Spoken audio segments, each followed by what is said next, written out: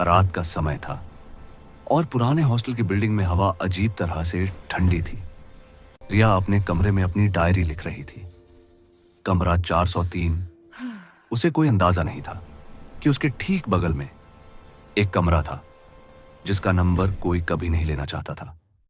जब उसने एक दिन पहले कॉरिडोर देखा था तो उसकी नजर सीधे दरवाजे पर गई थी जिसके ऊपर लिखा था 404।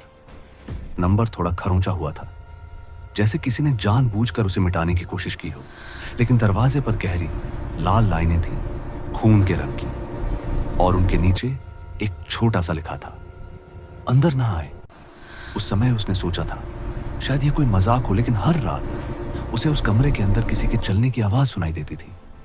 आज रात रिया की बेचैनी बढ़ गई थी। हवा घनी थी और कॉरिडोर दबी हुई सांसों के वजन से भारी था। तभी उसका फोन वाइब्रेट हुआ। आरव का मैसेज, हॉस्टल ग्रुप एडमिनिस्ट्रेटर। रिया, 404 के पास मत जाना, आज रात कुछ होने वाला है। जैसे ही उसने उसका मैसेज पढ़ा, रिया को ठंडी कंपकंपी सी दौड़ गई। अचानक उसकी डायरी के पन्ने अपने आप पलटने लगे, जैसे कोई उसके ठीक बगल में खड़ा हो और जोर जोर से सांस ले रहा हो। वह डर के मारे उठती है और जैसे ही वह देखती है, 404 का दरवाजा धीरे धीरे खुलता है। अंदर अंधेरा, बस एक छोटी सी झलक। कमरे में एक पुरानी कुर्सी, उस पर बैठे किसी की परछाई दिख रही है, लेकिन कोई दिखाई नहीं दे रहा है। आरव भारी सांस लेते हुए कॉरिडोर में आता है। रिया, पीछे हटो, इस कमरे को बंद रहने दो। लेकिन दरवाजा अपने आप खुल जाता है। एक अजीब सी ठंडी हवा अंदर से बहती है, जिससे उन दोनों का दम घुट जाता है।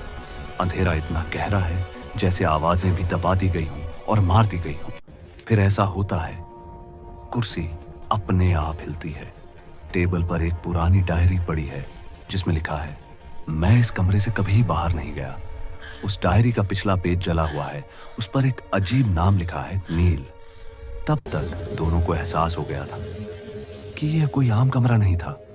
404 में कोई था और वह अभी भी वहीं था। अगली रात रिया एक अजीब सपने से जागती है। सपने में वह रूम 404 के अंदर एक आदमी को देखती है। एक कोने में खड़ा बस उसे देख रहा है। उसका चेहरा धुंधला था, लेकिन उसकी आंखें लाल थीं। रिया ने आरव को टेक्स्ट किया। नील कौन था? आरव धीमी आवाज में बोलता है, रिया, वह एक स्टूडेंट था।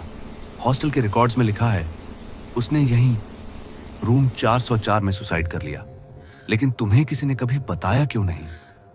रिया के पैर ठंडे पड़ जाते हैं। सुसाइड या कुछ और? वह रिकॉर्ड्स रूम में जाती है और फाइलें देखती है। नील, 2016, केस बंद। लेकिन रिपोर्ट के नीचे एक लाइन लिखी थी, एक्सेस डिनाइड, पूरी डिटेल्स लॉक्ड। जब वह पीछे मुड़ी तो शेल्फ पर रखी सारी फाइलें नीचे गिर गईं। अचानक हवा का एक झोंका उसके कान के पास से गुजरा